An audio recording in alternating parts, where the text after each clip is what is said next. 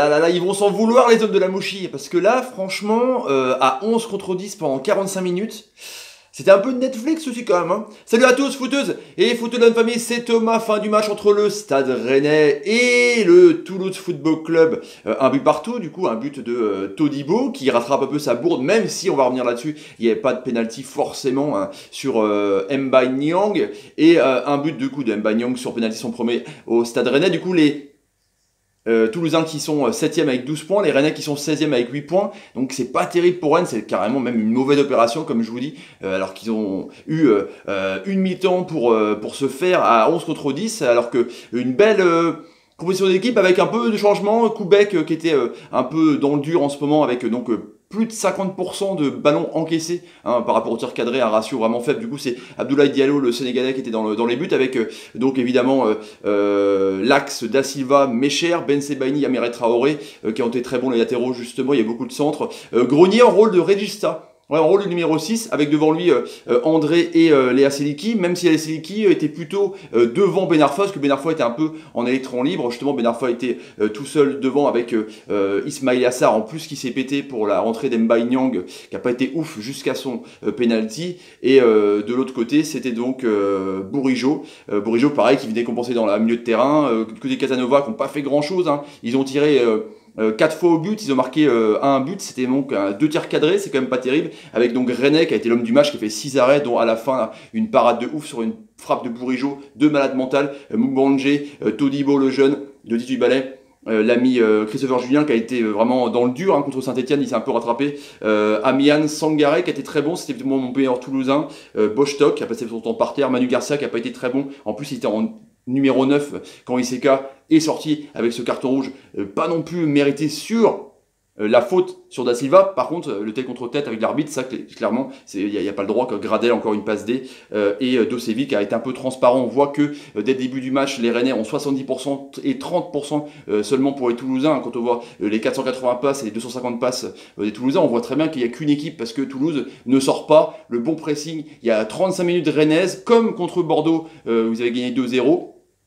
Où il y a de l'allant, où Rennes propose du jeu avec Grenier qui est pas mal en régulateur, parce qu'en même temps il n'y a pas beaucoup de pressing, donc tu joues dans un fauteuil, t'es peinard, hein, avec sur un corner justement une tête d'André et un arrêt Max Payne pour le Max Payne Magazine de Rennais qui a été, je vous dis, monstrueux. C'est un bon gardien sous-côté, un ancien du FCO. Il y a une frappe de Gradel, donc c'est la seule frappe de la mi-temps. Il y a Maru Traoré qui est dans l'axe, mais c'est un petit cadeau. Voilà, il n'y a pas grand-chose, je vous dis. Après, il y a une tentative aussi de Madjer sur une percée de Ben Arfa. Alors Ben Arfa, un électron libre, c'est bien, mais ça te déséquilibre un peu l'équipe parce que l'équipe, du coup, est mal structurée.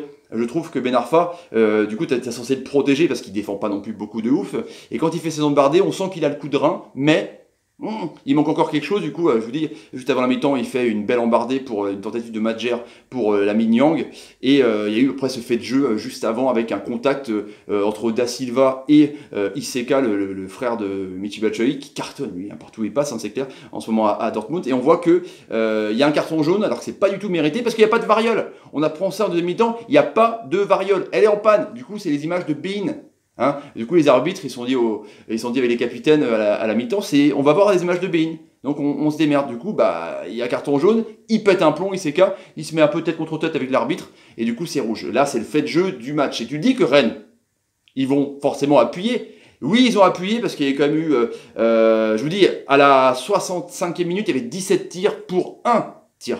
Toulousain ne faisait rien sur le peu de contre qu'ils faisaient. C'était mieux avec Durmaz, c'était mieux avec Moubélé, même si on les voyait pas beaucoup. Mais après, quand ils ont vu que Rennes n'était pas dangereux et que Rennes était dans un grand soir, ils commençaient à accélérer. Et puis voilà, enfin, on voit que deuxième mi-temps, il y a directement une belle frappe de la Siliki sur un centre.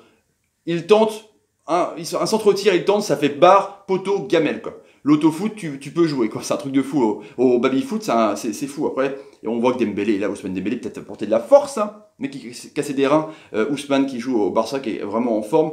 Ensuite, après, il y a, sur André, il y a une belle frappe d'André avec un beau centre de Ben Sebaini. Vraiment cadeau. Reprise directement de Benjamin André et arrêt pareil pour Max Payne Magazine de René. Pareil sur André qui fait une belle frappe. Enfin, André il était dégoûté parce que René il a tout barré sa route. C'est un truc de ouf. Après Ben Arfa rentre du coup on voit que il a été pas mal, je trouve. Il a été pas mal. En plus il a fait une belle embardée sur le côté gauche avec une belle frappe, mais c'est contré. Moubélé, René rentre. Il n'y a pas eu d'Embia. Je me suis dit à un bon moment que quand il y a des joueurs d'anciens clubs qui rentrent, c'est forcément eux qui marquent. Et il n'y a pas de pressing, il n'y a pas d'envie. Rennes est moins fort et moins combatif à 11 contre 10 en supériorité numérique que comme en première mi-temps. Il n'y a pas la même intensité. Du coup, Toulouse commence à y croire, c'est clair, quoi. Tu te dis, voilà... Qu'est-ce qui se passe? Et puis là, il y a ce fait de jeu à la 60e minute où justement, sur une belle balle en profondeur, Todibo, hein, le défenseur, hop, il fauche Niang, mais avant, il enlève le ballon. On voit le ballon dévier. Du coup, tu dis, il n'y a pas penalty, même s'il arrache tout, mais il n'y a pas de variole, donc ça c'est clair. Et vu de derrière, ça va vite, donc tu dis qu'il y a penalty. Donc penalty, hop, tac, Niang le transforme 1-0, et du coup, Rennes va bien, quoi, mais tu dis que Rennes va enfoncer le clou. Et ben non, il se passe pas grand-chose. Il y a Del Castillo qui rentre, il y a justement Bourigeaud qui est énorme, qui a un peu cuit parce qu'il était dans four et moulin, au milieu de terrain, sur l'aile droite. Après, il était derrière l'attaquant quand Sibacho est rentré. C'était vraiment assez incroyable. Et après, plus ça pousse, on voit une tentative de Corentin Jean, des tentatives de Gradel. Donc, ils arrivent que à 4 tirs. Les Toulousains, on est d'accord. Mais après, il y a un corner. On sait qu'ils sont dangereux sous coup de pied arrêté. Et bim, comme un symbole, Todibo qui s'est fait injustement pris sur le penalty, c'est lui qui marque le but. C'est du Netflix, hein. Tout est écrit d'avance, hein. Le scénariste il a dit ok, tu vas te prendre un penalty injustifié, et tu vas marquer le but. C'est comme ça, quoi. Après on voit Rennes justement essayer avec Léa Siliki sur une superbe ouverture de Grenier qui était très bon en milieu de terrain, en registre mais qui était un peu plus haut justement à 10 contre 11, et j'espère bien. Hop, belle frappe, Léa Siliki, bim, poteau. Alors lui, c'est pareil, il était un peu cocu. Il s'est dit, oh là là, je vais faire un coup de téléphone. Et après, il y a une super belle action, un beau renversement, où Bourigeaud fait une frappe qui peut pas faire mieux, et Rennais fait encore un arrêt décisif pour Max Payne Magazine. Voilà, les Rennais ont essayé, mais les Rennais n'ont pas été dans l'allant assez identique comme en première mi-temps. Et en deuxième, je trouvais ça un peu brouillon, quoi. Il y a 25 centres à 5 seulement pour les Toulousains, mais tu dis que il faut un peu plus de motivation. Quand tu es à 10 contre 11, t'enfonces le clou, alors que pendant 35 minutes à 11 contre 11 tu vois qu'une seule équipe, et à 11 contre 10 t'es un peu décontenancé, et du coup tu commences à faire de la merde et tu te prends un pion. C'est classique en tout cas.